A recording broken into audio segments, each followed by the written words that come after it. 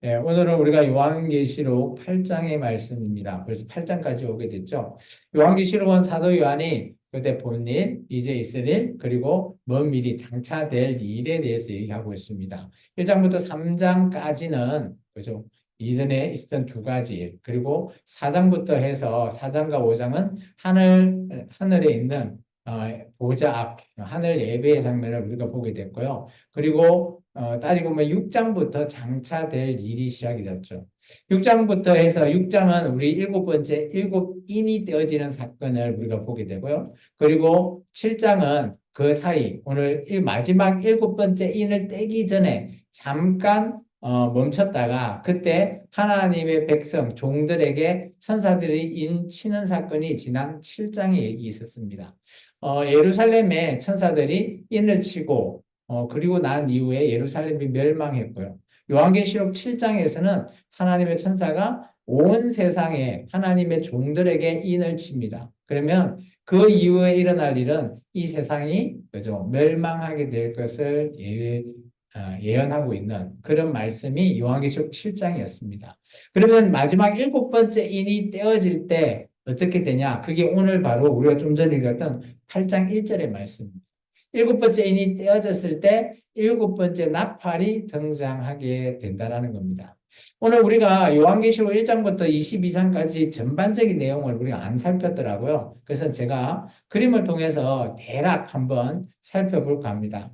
우리가 보통 생각하고 있는 요한계시록 전체적인 부분은 우리가 이 땅에서는 지금 현재 우리가 가는 곳은 나본과 음부라는 곳입니다. 나본은 의인들의 영혼이 가는 거고요. 음부는 악인들의 영혼이 간다라고 보시면 되고요. 이게 태초에서부터 시작해서 구약의 시대, 그리고 예수님이 초림할 때, 그리고 신약의 시대까지 동일하게 이루어지고 있습니다. 그리고 나서 여기서 대환란이라는 게 바로 우리가 좀 전에 얘기했던 일곱인, 일곱 나팔, 일곱 대접의 사건을 말하고 있습니다. 그리고 난 이후에 오늘 그죠? 나중에 우리가 15장에 가게 되면 성도들이 구원받는 휴거의 상태가 있습니다. 일곱 나팔이 되어질 때. 그때가 요한계시록 15장인데요. 하나님의 종이 휴거되고 어디로 가냐? 바로 불이 섞인 유리바다 건너편에 주님을 만나는 장면이 있고요. 이와 반해서 반대편, 그죠? 하나 주님 앞에 가지 못하는 그런 자에 대한 심판의 부활도 나중에 이루어지게 되는 겁니다. 그리고 나중에 하나님의 진노, 그리고 아마겟돈 전쟁 이후에 예수님께서 이 땅에 지상 재림을 하시게 됩니다. 그 이후에 천년 왕국이 이루어지게 되고요. 천년 동안 예수님과 함께 그죠? 나라를 이루게 되고 그 이후에 다시 한 번 더 마곡과 그리고 복의 전쟁으로 말미암아 그리고 최후의 심판, 백보자의 심판이 이루어집니다. 그때 이후에 비로소 그죠? 천국과 지옥이 나눠지게 되고 이때 불못에 던져지는 그죠?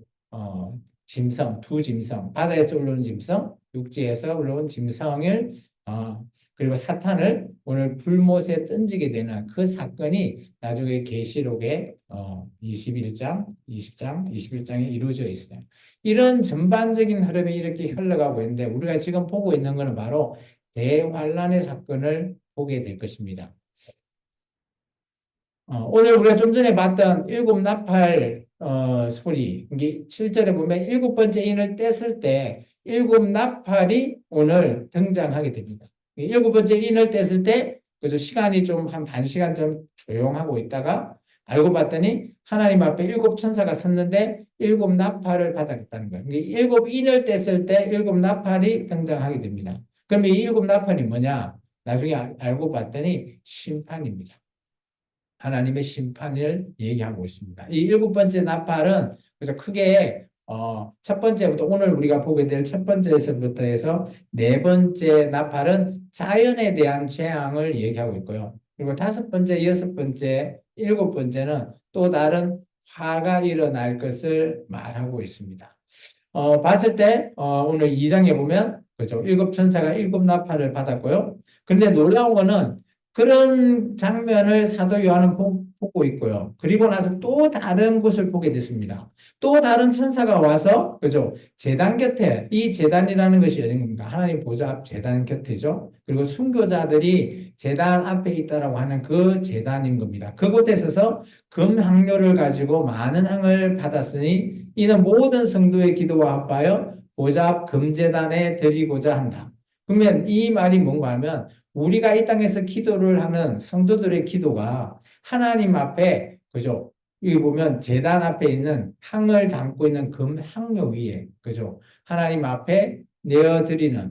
이게 우리의 기도는 정말 하나님께서 우리가 뭐 하나님 하면서 기도를 했을 때, 그죠? 뭐 잘할 수도 있고 못할 수도 있지만 그런 모든 기도를 하나님께서는 다 받으신다라는 겁니다.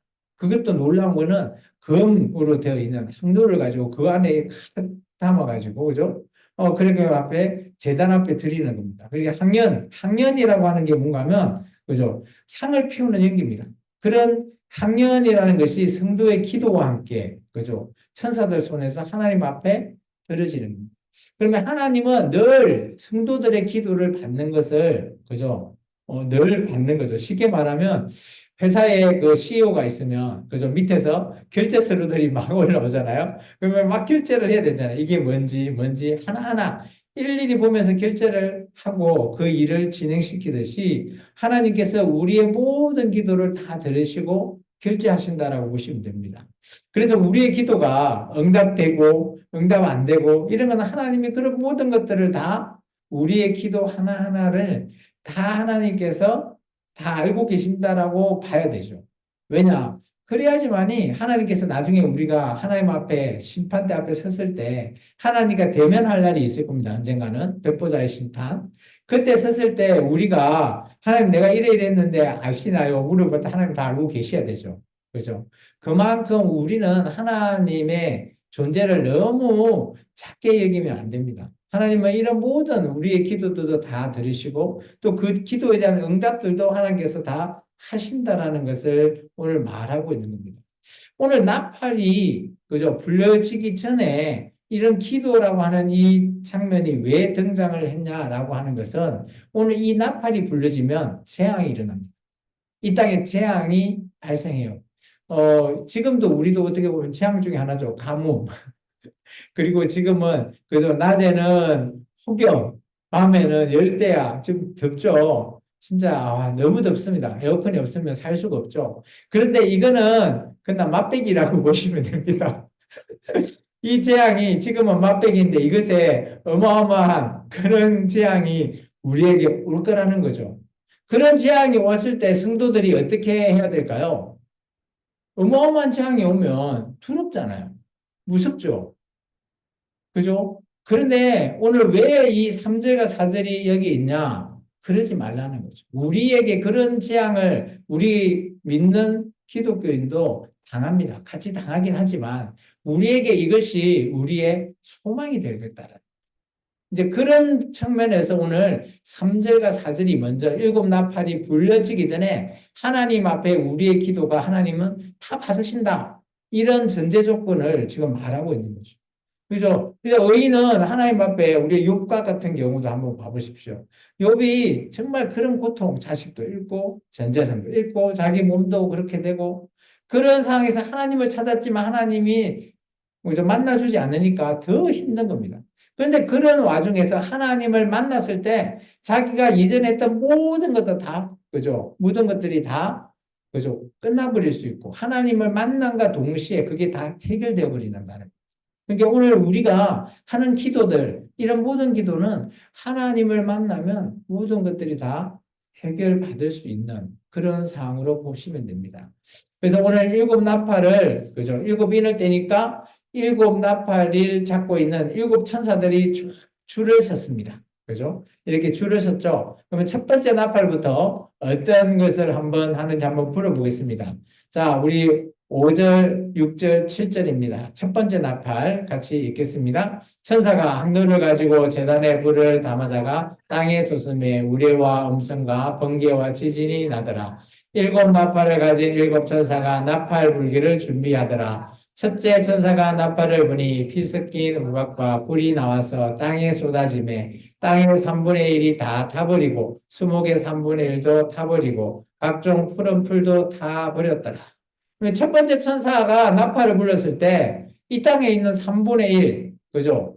땅에 있는, 그죠? 나무나 풀, 뭐 이런 모든 살아있는 것들의 3분의 1이 다 타버리는 거예요. 어마어마한 거죠. 그죠? 이것은 좀 상상할 수도 없는 일일 것 같아요. 요즘 뭐 우리가 불이 나잖아요. 그죠?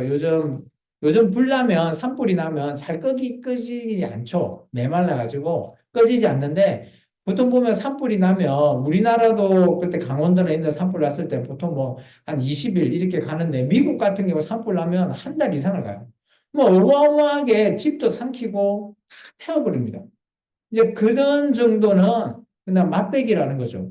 이게 이 천사, 첫 번째 나팔을 부는 천사가 나팔을 불면 이 땅에 있는, 그죠? 우리 잘 생각해 보세요. 이 땅의 3분의 1이 다 타버리는 거예요. 어마어마한 재앙입니다. 이거는. 있을 수 없는 일이죠. 아마 이런 재앙의 말을 들으면 두려울 수밖에 없어요. 떨릴 수밖에 없습니다.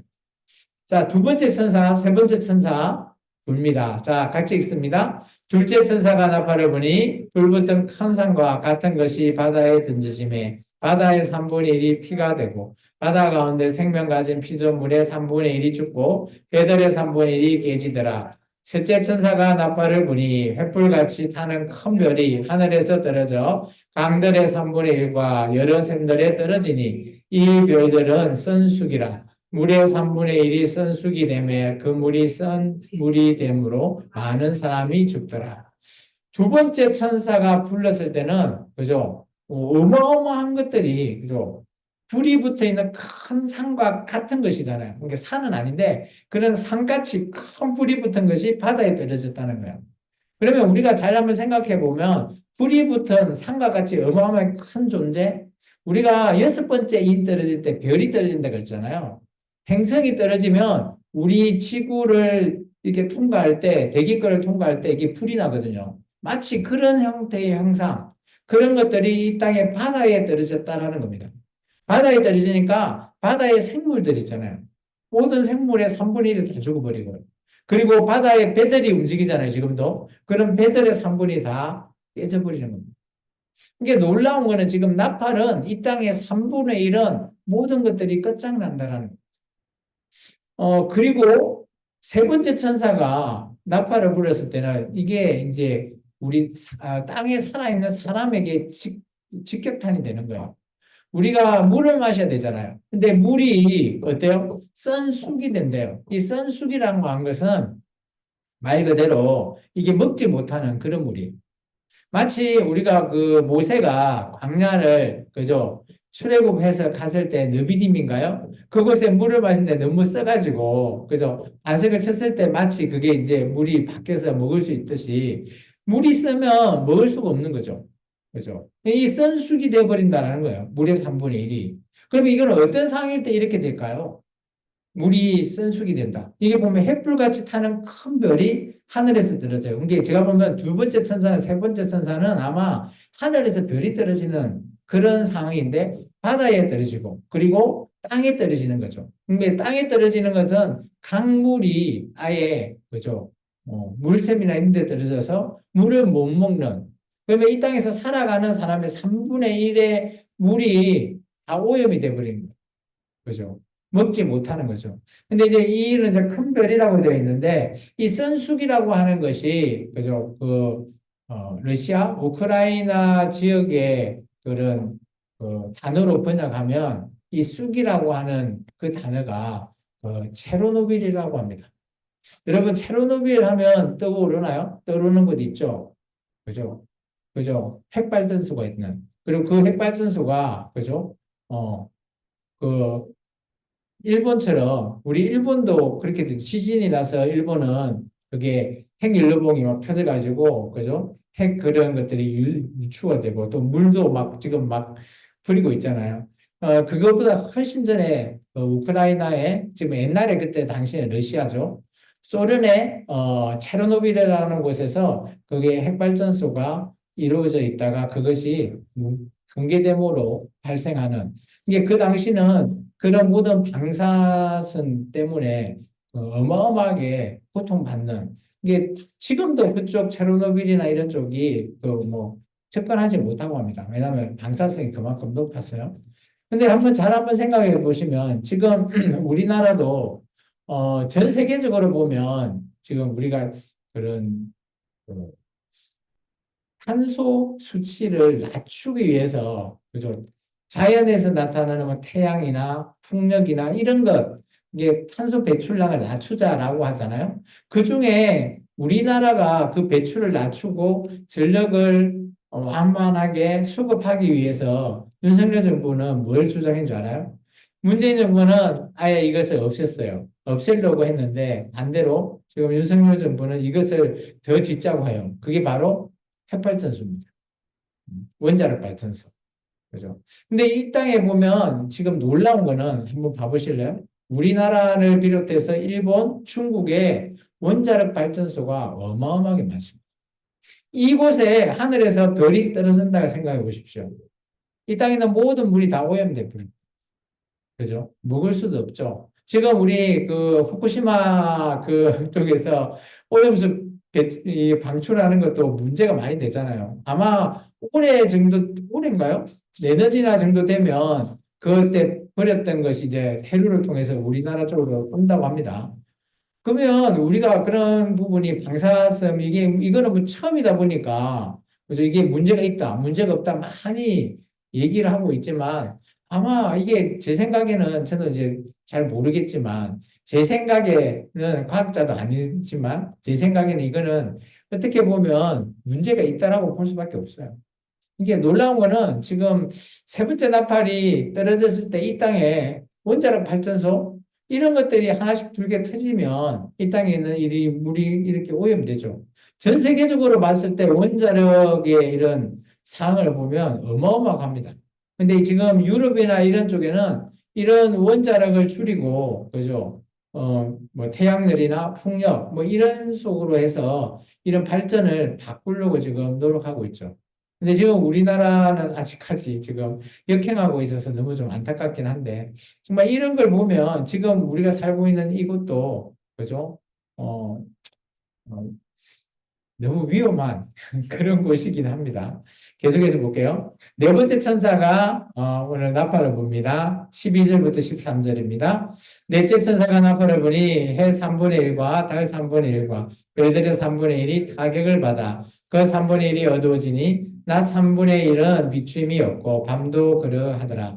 내가 또 몸에 들으니 공중에 날아가는 독수리가 큰 소리로 이르되 땅에 사는 자들에게 화가 있으리니 이는 새 천사들이 불어야 할 나팔 소리가 남아 있음이로다 하더라. 12절에 보면 네 번째 나팔을 불렀을 때는 그죠? 놀라운 거는 이 땅에 있는 해, 달, 별들이 타격을 받았나 봐요. 그러다 보니까 이 땅이 어두워진다는. 이거는 어떤 걸로 우리가 좀 예상해 볼 수 있을까요? 말 그대로 뭐 그게 그런 거죠. 원자력이 폭발하거나 그런 걸로 말미암아 그죠? 이 땅이 이렇게 뭐 별이나 달이나 이런 것들이 타격을 받는다. 그런 것들을 통해서 물론 직접적으로 그런 해성이나 이런 것들이 타격을 줄 수도 있고요. 아니면 이 땅에서 이런 것들이 의해서 큰 타격을 받아서 이 땅에 모든 것들이 그죠? 3분의 1이 어두워지는 그게 암흑으로 바뀌는 3분의 1이 어두워지면 지금 요즘 우리는 낮과 밤이 뚜렷해서 좋은데 이게 그죠? 낮이 없고 거의 밤만 있다라고 생각해 보십시오. 그렇다면 살기가 쉽지 않을 겁니다. 그리고 이제 네 번째 천사가 끝나고 나서 오늘 다시 봤는데 공중에 독수리가 날아가면서 천사가 7개잖아요. 나팔이 7개인 게 세 가지가 더 있다라는 거예요. 이게 그 세 가지는 오늘 독수리가 뭐라고 하는가 하면 이 세 가지 나팔은 화라고 하는 겁니다. 화가 뭔지 아시죠? 화를 당할 거라는 거죠. 그러면 첫 번째부터 네 번째는 자연적인 환경적인 재앙이었다라면 오늘 네 번, 다섯 번째, 여섯 번째, 일곱 번째는 이제 화가 있는 재앙이라는 거예요. 이게 첫 번째와 두 번째, 세 번째, 네 번째는 오늘 이 땅에서, 그죠? 그리고 바다에서, 강물에서, 해달, 별이 해와 달과 별이 이렇게 어둠으로 이게 보인다면 이 다음 이제 9장에 가보면 5번째 화에 대해 설명하고 있습니다. 그건 다음 시간 우리가 보고요. 우리가 좀 전에 봤지만 환란 속에 보면 그죠? 이것은 우리 기독교인도 환란은 같이 당합니다. 일곱 번째 인과 일곱 번째 나팔을 통해서 우리가 당하게 되고요. 그리고 일곱 번째 인이 됐을 때 나팔이 일곱 개가 지금 나와서 일곱 개의 천사가 일곱 개의 나팔을 쥐고 있죠. 그러면서 하나씩 불리고 있습니다. 그러면 마지막 일곱 번째 나팔이 불려질 때 어떻게 될 것이냐? 거기서 바로 우리가 일곱 번째 나팔이 불려질 때 하나님의 종들은 흉고가 될 거고요. 이 땅에 살아있는 종들. 그렇지 않는 자들은 하나님을 대적하는 겁니다. 그것서 말미암아 일곱 번째 나팔이 불려졌을 때 하나님의 진노가 이 땅에 이루어지죠. 그게 일곱 대접 사건입니다. 그래서 명확히 보면 기독교인이 이 땅에서 살아있어서 당하는 이런 환란은 일곱째 나팔까지 사건입니다. 일곱째 대접 사건은 예수 믿는 자가 당하지 않고 예수 믿지 않는 자들이 이 땅에서 하나님을 대적하는 자에게 하나님께서 진노하는 그런 재앙입니다. 뭐 일곱 번째 인에 대해서는 우리가 뭐 지난 시간에 봤고요. 일곱 번째 나팔의 첫 번째부터 네 번째는 거의 자연재앙이고요. 그리고 화는 다음 시간에 볼 건데 이것은 정말 이 땅에 있지 않는 것들이 와서 완전히 우리를 괴롭히는 그런 부분들을 볼 수 있습니다. 그리고 일곱 대접은 또 나중에 진노를 통해서 하나님께서 진노하는 사건을 볼 수 있어요. 이런 인과 나팔과 대접이라고 하는 이 사건을 통해서 하나님도 성도들이 당하는 것, 그리고 성도들이 당하지 않는 것, 이런 것들로 또 분별도 해 놓으시고요. 이런 걸 통해서 우리가 이 내용을 왜 알아야 되나라고 할 때 이렇게 어마어마한 환란이 왔을 때 우리가 투르고 떨리면서 숨는 것이 아니라 정말 우리는 이거로 말미암아 앞으로 주님을 만나는 그것에 소망을 가지자라는 그런 의미에서 사도 요한이 이 요한계시록을 우리에게 그죠 보여주고 작성하지 않았나라고 그게 하나님의 뜻이지 않나라는 것을 오늘 보게 됩니다. 같이 한번 읽고 마칠까요? 일곱 나팔은 하나님의 심판과 경고를 상징하며 믿음의 중요성과 회개의 필요성을 강조합니다. 성도인 우리는 두렵고 불안이 아니라 소망이고 구원임을 기억합시다. 우리가 나팔이 불려질 때 이 땅이 막 재앙이 일어나고 어마어마한 우리가 두렵고 떨리는 게 있겠지만 그거로 이 땅의 세상 사람과 같이 내지 말고 이제 주님이 오시겠구나. 우리에게는 소망이죠. 우리에겐 구원의 길이라는 겁니다. 그것을 우리가 기억하면서 이 땅을 정말 주님 앞에 우리의 믿음을 그죠 더 내려놓는 또 우리가 늘 회개하면서 그죠 주님을 바라보며 살아가는 저와 여러분이 되기를 주 이름으로 축원합니다. 기도하겠습니다.